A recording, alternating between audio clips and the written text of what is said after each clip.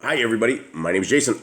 Okay, I'm Jaden. I'm Yah. And we are the Yahuwah and the Torah channel. And we are happy that we are with you guys. We are blessed to be with you guys. And we can't thank you guys enough for spending what precious time that you have hanging out with us, reading the scriptures of our Creator. And the scriptures of our Creator are simply amazing. And you will find in them, you will find the guide to life. And you're not going to find the guide to life in the books of Paul. You're not going to find what our Creator wants you to do, how He wants you to behave, how He wants you to act. You're not going to find any of that in the book of Paul and Paul's writings. Now, you can glean some stuff out of that, but the majority of the world, they've taken Paul's writings and they made him a god. They have made him an Elohim, and they do not want to keep the laws, statutes, and commandments, and they will always quote Paul. They will say, Paul is my God.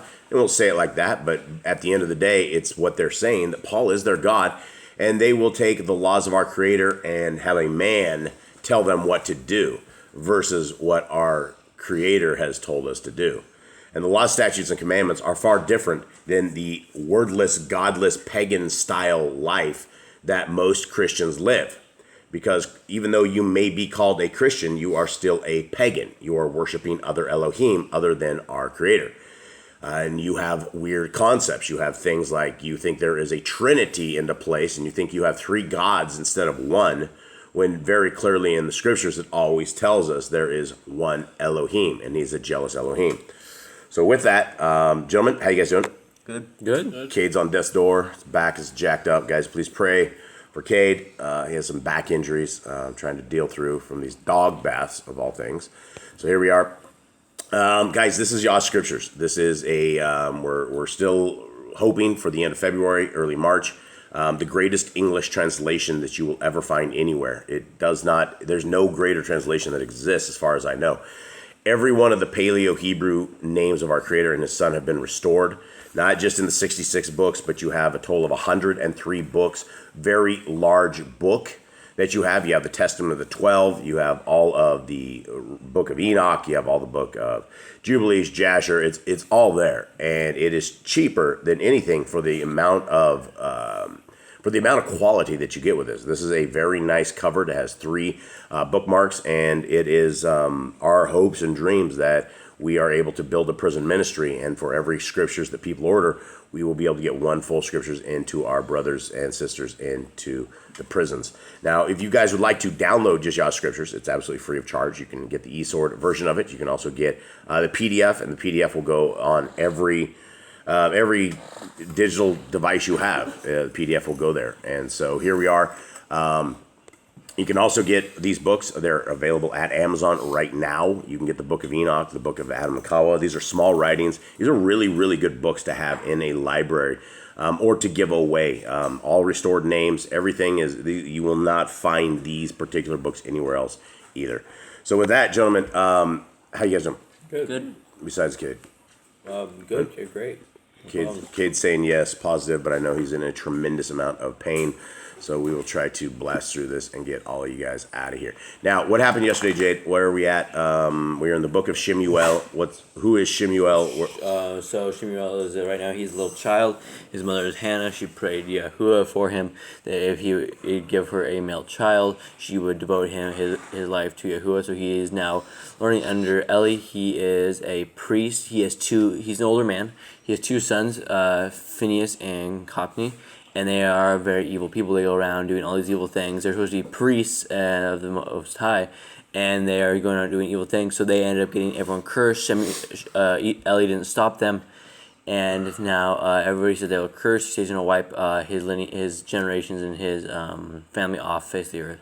Okay, so here we are. And today is a preparation day for anyone who does not know. Preparation day. Yay. And tomorrow's Shabbat. Yay. And that means that what you prep today is what you prep today. You cook, you get ready, and sunset today is when a Shabbat begins, and it ends tomorrow at sunset. And it is a glorious day of rest where you can find the hopes, dreams, and world of our Creator, because it gives us time to read. It gives time to research our scriptures and time to rest. There's just a lot of great things that happen on a Shabbat. And if you guys are not keeping a Shabbat, I strongly encourage you guys to begin keeping the Shabbat, because there's nothing better than the kind of walk that we have with our Creator, who has given us a seventh day of rest. Okay, here we are, chapter 3, verse 1. And the young SHEMU'EL was serving Yahuwah before Eli. And the word of Yahuwah was rare in those days, no vision breaking forth. And it came to be in that day that Eli was lying down in his place, and his eyes had begun to grow so dim that he was unable to see. And the lamp of Elohim had not gone out in the Ha'akel of Yahuwah, where the ark of Elohim was. And SHEMU'EL was lying down to sleep. And Yahuwah called SHEMU'EL, and he answered, "Here I am." Then he then ran to Eli and said, "Here I am, for you called me." But he said, "I did not call. Lie down again." So he went and lay down. And Yahuwah again called SHEMU'EL. And SHEMU'EL arose and went to Eli. And he said, "Here I am, for you called me." But he answered, "My son, I did not call. Lie down again." Now SHEMU'EL did not yet know Yahuwah, and the word of Yahuwah was not yet revealed to him. And Yahuwah called SHEMU'EL again the third time. And he arose and went to Eli. And he said, "Here I am, for you called me." Then Eli understood that Yahuwah had called the youth. So Eli said to SHEMU'EL, "Go, lie down. And it shall be, if he calls you, say, 'Speak, Yahuwah, for your servant hears.'" And SHEMU'EL went and lay down in his place. And Yahuwah came and stood and called out as the other times, "SHEMU'EL, SHEMU'EL." And SHEMU'EL answered, "Speak, for your servant hears." And Yahuwah said to SHEMU'EL, "See, I am doing a matter in Israel, at which both ears of everyone who hears it shall tingle. In that day I shall confirm against Eli all that I have spoken concerning his house, from the beginning to the end. For I have declared to him that I am judging his house forever for the wickedness which he knows, because his sons cursed Elohim, and he did not rebuke them. And therefore I have sworn to the house of Eli that the wickedness of the house of Eli shall never be atoned for by slaughtering or grain offering." And SHEMU'EL lay down until morning and opened the doors of the house of Yahuwah. And SHEMU'EL was afraid to report the vision to Eli. Then Eli called SHEMU'EL and said, "SHEMU'EL, my son." And he answered, "Here I am." And he said, "What is the word that he spoke to you? Please do not hide it from me. Elohim do so to you, and more also if you hide a word from me of all the words that he spoke to you." And SHEMU'EL reported to him all the words, and hid none from him. And he said, "It is Yahuwah. Let him do what is good in his eyes." And SHEMU'EL grew up, and Yahuwah was with him, and did not let any of his words fall to the ground. And Yisrael from Dan to Beersheba knew that SHEMU'EL had been established as a Nabi of Yahuwah. And Yahuwah continued to appear in Shiloh, because Yahuwah revealed himself to SHEMU'EL in Shiloh by the word of Yahuwah. Now it's gotta be pretty creepy for Eli. He like the kid he's raising up tells him that that's from Yahuwah that everybody of his family is gonna get wiped off because he wasn't a good dad and he didn't punish his children. Do you think he was accepting of that punishment because he knew that he was evil? I mean, there was nothing. He was freaking Nothing out. he could do at that point. Yeah, I mean, there's nothing he could do. I mean, In the previous chapters, he had gone to them, and they basically told him to kick rocks. Because he went to the kids and said, "Why are you doing this? Why is this happening?" And so, what do you guys make of this? The final piece of this thing. I guess something that people should take into account is you may hear those voices. You may hear a voice that is calling to you, something that it doesn't make any sense, right? And it took 4 times before this young boy was able to accept that our Creator had been speaking with him, or before he ever knew it.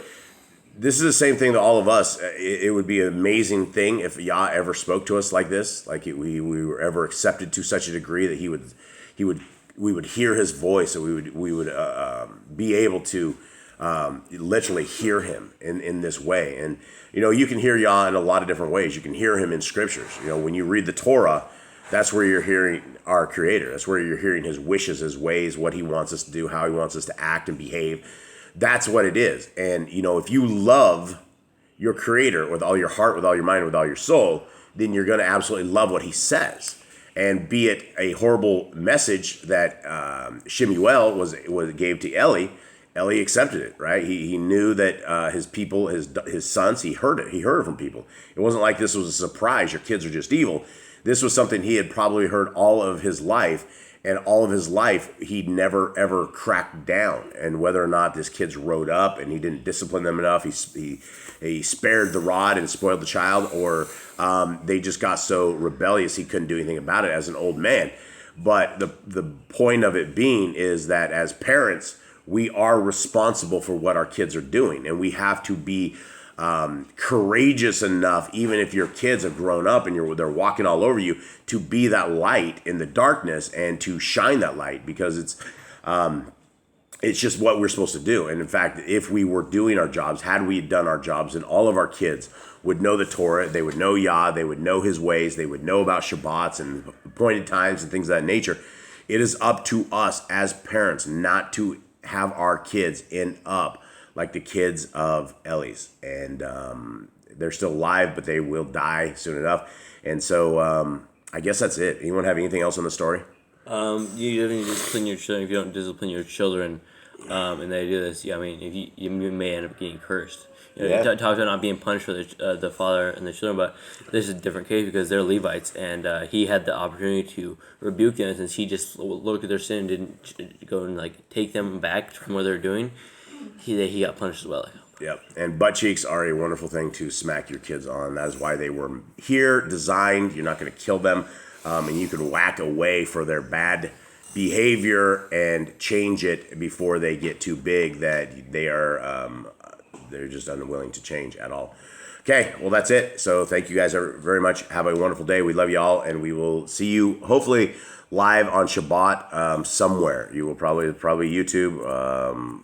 We'll see where it will be, but we will see you guys tomorrow, Yah willing. Much love. All right. Have a good day. Shalom.